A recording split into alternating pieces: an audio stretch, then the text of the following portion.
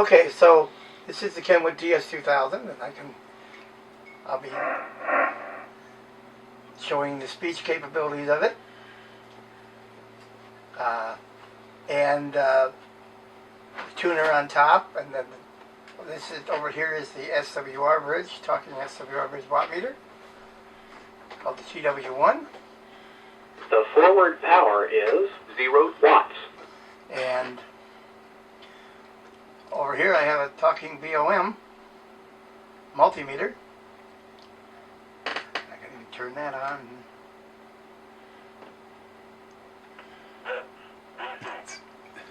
Can't really hear it.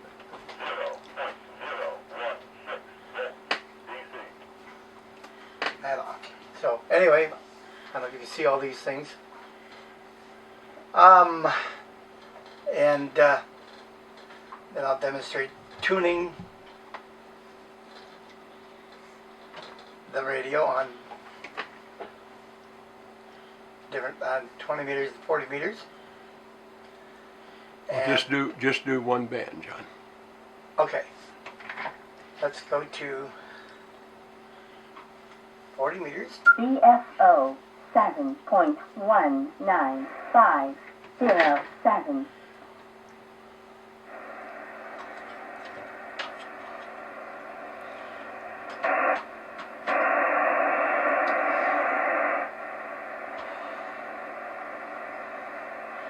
BFO 7.19507. Now without the tuner, this radio won't tune this antenna. If I use the internal tuner, it sends SWR, which means it's too high to tune. So and if I check the SWR with my talking watt meter, The SWR is 6.421. a little high. Just a little.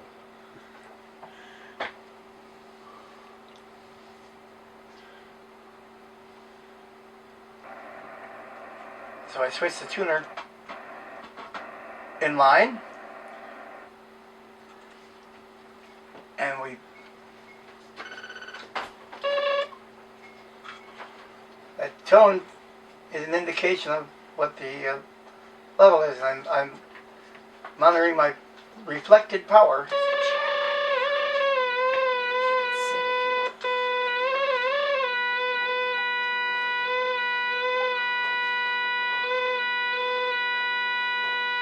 Okay, so that's on AM. So let's switch to FM to get full power out. BFO 7.19577. And check the power. The forward power is 78 watts. Good, and the SWR. The reflected power is 3,628 watts. I don't think so. The reflected power is 0 watts. The forward power is 0 watts. Wow, okay, wait a minute. The SWR is 1.021. Okay, so it's showing 1.0 to 1. So we're good to go. And that's how I tune the antenna, by listening to that tone and tuning the reflected power for the lowest tone.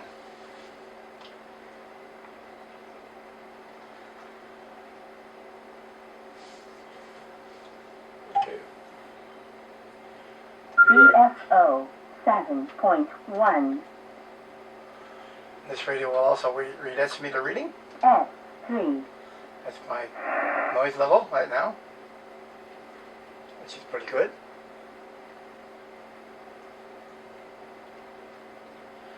Okay, you want to show them the Fusion radio, John?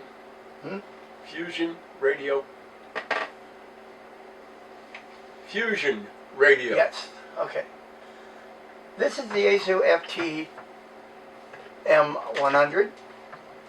It's slightly accessible, and I can do most of the things from the microphone.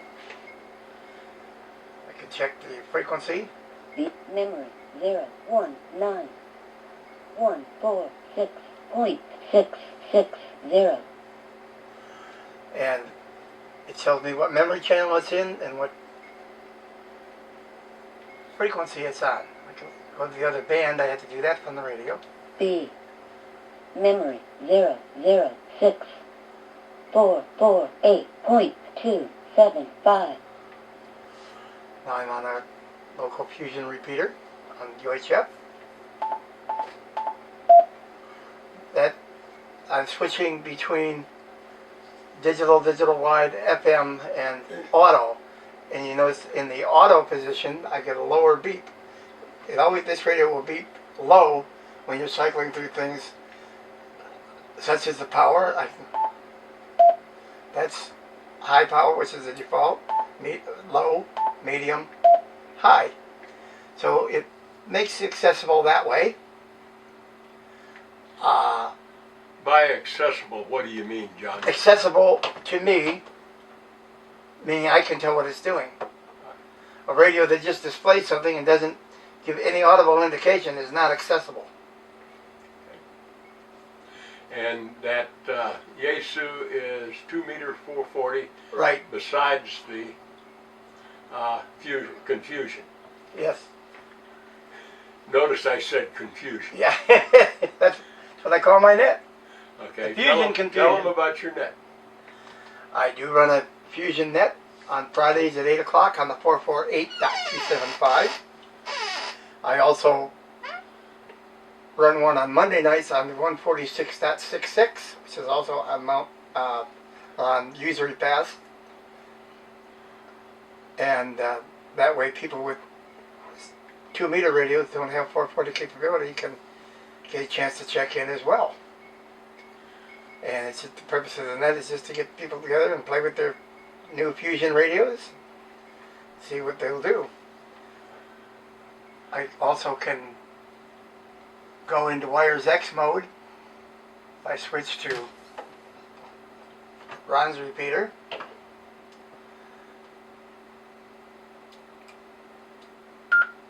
And there's nobody using the repeat. Let's make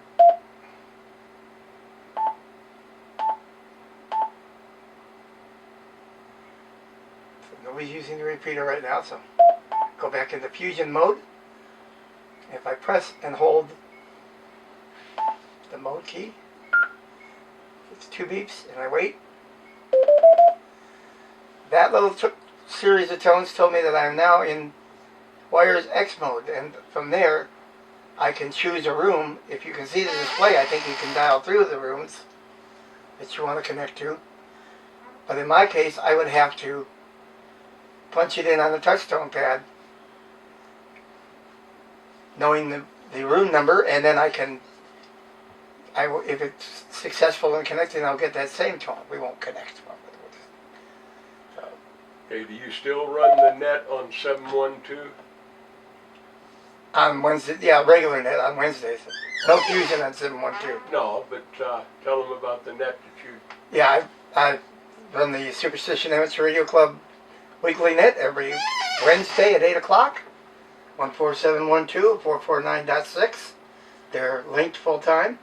And that's also available on Echolink on KB7KWK-L and KD8PC-L. I usually connect my Echolink to that as well. 2 meter 440 FM, and it is right now. It just serves as my Echolink radio. It's got a rubber ducky on the back of it, so I don't have much range. But that's how I communicate with my Echolink computer. And as you can 6.025. into the back to 6.000. 446.000 is where we are. So I'm going to plug it back in so we can access it.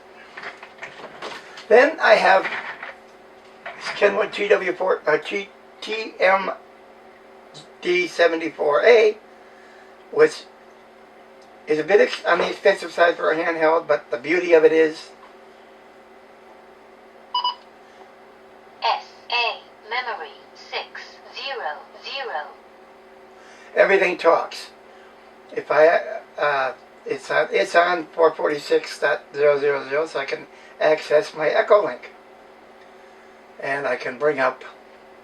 See, Let's see if we're connected to anybody right now. Connected W7ASL link. So I am connected to Nick's Echolink, which is on 145.575 simplex. So, of course, Echolink talks, when you're using it in what's called sysop mode, it talks, so it's very accessible. It can, I can make, connections, break connections, and do all that just from the keypad on the radio. Any radio will do. It doesn't have to be as fancy as this Kenwood, but this Kenwood is nice because I can. VFO 440.775. It tells me what frequency it's on. I can check the PL if I want to. FTX DCS RX off. It's on DCS right now. I can check the battery level. B high. It's B high, which tells me my battery is good. I can.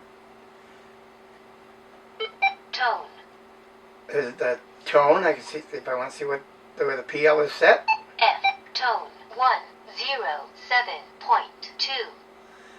And I can set that. If I can change it. 103.5. Go back. 107.2. So makes it very nice. I also use it when I'm setting PLs on radios that aren't quite as easy to set the tone on, because I can check my work with this radio. So other than just using it as a handheld, it comes in very, very handy for doing things like that. Okay, the club has a 2-meter net, or a 10-meter net, right? Right. Okay, and Art runs the 10-meter net, and you link it up to Echolink? Yes. With the TS2000. Okay. A crossband from 10 meters to 2 meters.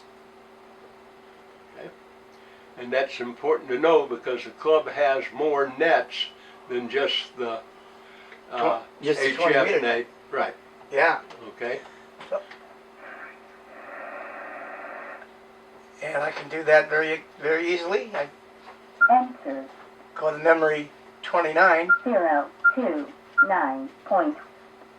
Whoop. VFO Oh, I'm still on 40 meters. 29.000 MR 045. Enter 02 MR 02928.329 00. Now I'm on Art's net frequency.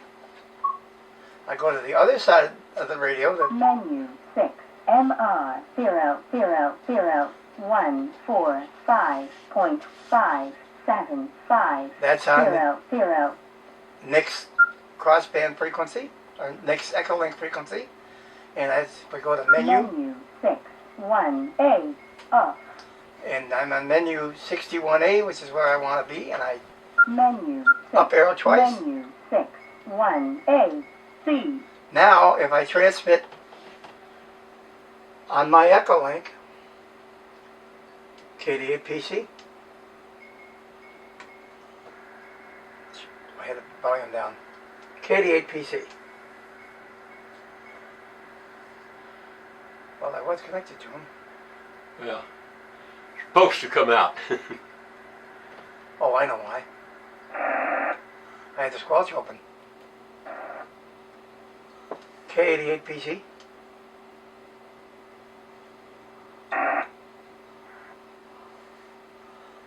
Echolink isn't working. Let's go to his frequency itself.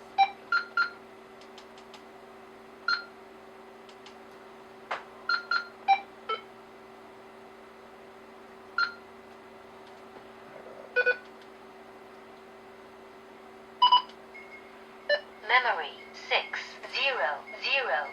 That would help be on the right frequency. KD8PC. And that went out on 2 meters, and also, because of my radio, it went out on 10 meters. If I open up the squelch on 10, there's 10 meter noise. coming out of my HT on Echolink. So let's turn off the crossband. Menu 6. Menu MR. W7ASL link. Okay, John, now you run nets in Michigan from here on Echolink? Yes, I just simply connect to a repeater in Michigan and run the net through Echolink. I can't bring that link up right now because he only turns the Echolink on during the net. Yeah, but you can tell them, about that, and if right. you do that. Now, Amy's your sidekick, and she's in here helping you all the time, right? Not all the time, but she also runs the net in Michigan through Echolink. And we have a TS2000 set up at Hurston. I can't get there with the camera, John. Oh, okay. All right. Well, I'll just say that we just tell them that we have Yeah, a there's TS2. another 2,000. Okay, now your MR, I'm not saying it right, the other handy talkie that you got. The other handheld I have is my newest toy. It is a Radioddity Lean forward just a GD77S. little. John, lean forward. There you go. Now you're in. And it has very few controls on it, no keypad and no display. So everything on this radio talks. Turn it on. Power on. 1. And it told me power on, and it said 1. That's the channel it's in, which is I have set up for a DMR talk group on the local repeater on Usery Pass. And I have 6 talk groups that actually work right now. 2, 3. See if anybody's on. The worldwide talk group is a static talk group, which means it's always there. If somebody were on it, we'd hear it right now.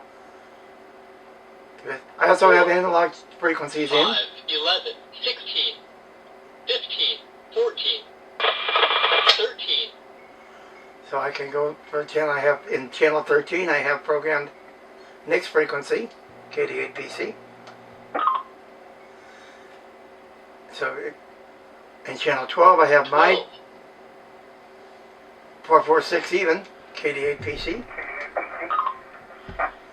And you heard me come back on next frequency through Echolink, so that I can operate with this radio.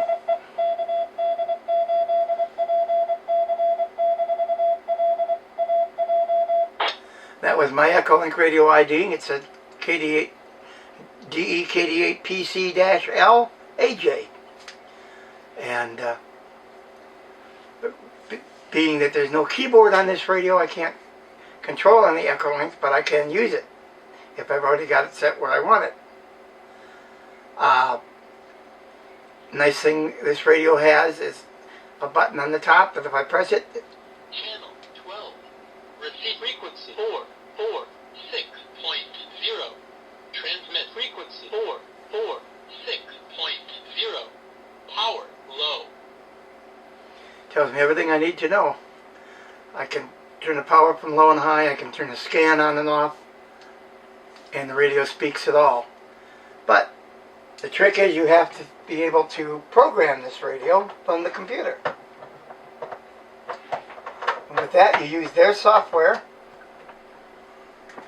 And one of the things about using a computer is with a screen reader is sometimes one screen reader will not work with a certain program and another one will. And this is the case with the Radioddity software. My normal screen reader that I use for most things is called NVDA, which stands for Non-Visual Desktop Application. It allows me to access just about anything I want. Some things it does better than others. Certain web pages it reads better than others. I use Firefox. It works well with Firefox. And I use My passport. Microsoft. Mozilla Thunderbird 19. Thunderbird, there we go, for email. And I'm on the desktop right now. Of course, you heard me hitting M. I can do first letter navigation to get to any software, any icon on the desktop. Or I can use the arrow keys and basically see the same grid you do. Firefox 12 of 46. Windows 5 of 46. I just left arrow twice Hans Media Downloader 4 of 46. and up arrow to the next icon on the left side, Free Audio Converter 3 of 46. and so on and so forth. Now I want to get back. Now I want to go to GD77 2 of 46. the GD77S software. But this software won't work with NVDA. So to use it, I have to Exit NVDA dialog. What would you like to do? Combo box exit collapse Alt plus D. exit NVDA, and there it goes, it's gone. And I press Control Alt J to bring up a screen reader called JAWS. Now, the important thing to JAWS Home News Edition. point out here is John does not have a monitor or have a mouse, as he calls a rodent, on his computer. All this is done with keys and voice. Yep. So I've now brought up JAWS. Alt tab. Left bracket lost in stacks right bracket left. Whoop. Let's go back. Windows M. Folder view list view. GD-77S 2 of 46. To move the items use the arrow keys. To edit the selected item press F2. Now JAWS is a lot chattier the way it's set up right now, and I don't use it for much, so I haven't fixed it so it doesn't chat so much. But now I can go into this software. Enter. GD-77S preview. GD-77S closed. 1 of 1. To move through or expand items use GD-77S open. 11 items. And now I can see all the things in this software that I can. Level 1. Basic information. 1 of 11. The basic information tab, General setting. general settings, Buttons. buttons, that's where you can program the buttons on the radio to do different things. Text message. I don't know what that does. Text message. Privacy. Privacy. Signaling system closed. Contact closed. Contacts is what I would be interested in if I was going to create a talk group in the radio. I would have to go there first and enter that talk group in. RX group list. And then I'd have to create an RX group.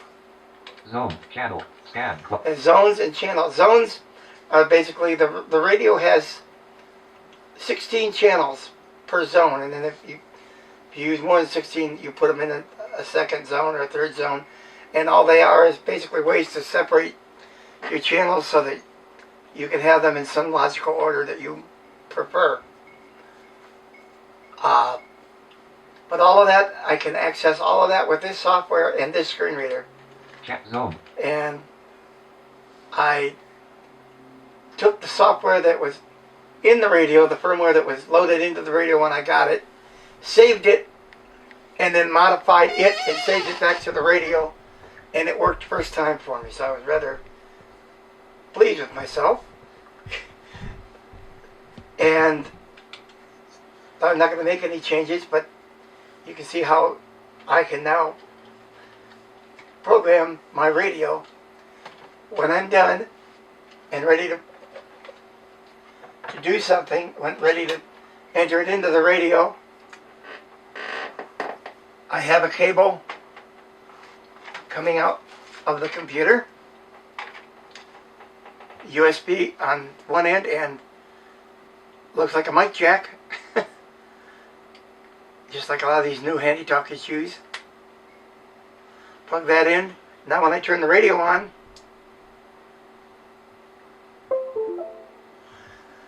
the radio is now connected to the computer, and I can go ahead and write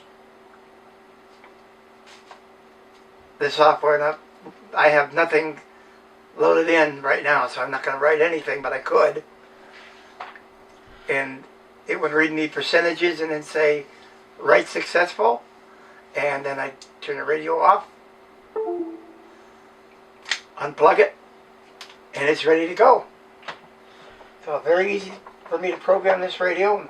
I've been adding things to my code plug. A code plug is simply a data file. I think they have a DAT extension, a DAT extension, and certainly it simply tells the radio what you want it to do. John, when I pulled up, I seen a massive antenna farm out there, and you were out with a garden hose watering it, trying to make it grow. You want to tell us about your antenna farm? I have roughly 8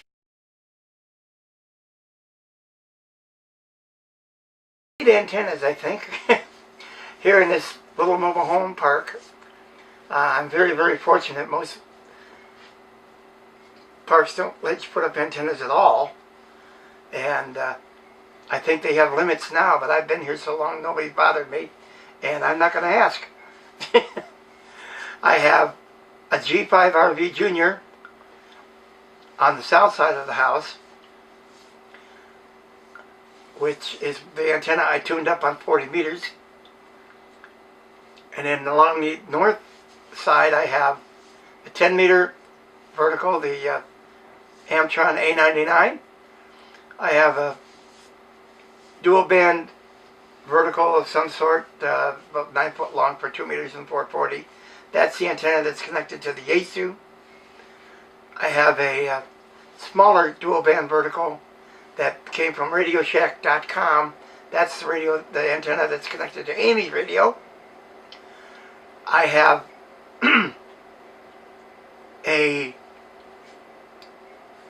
what's on the back? The 6 meter vertical, which is also connected to my TS2000.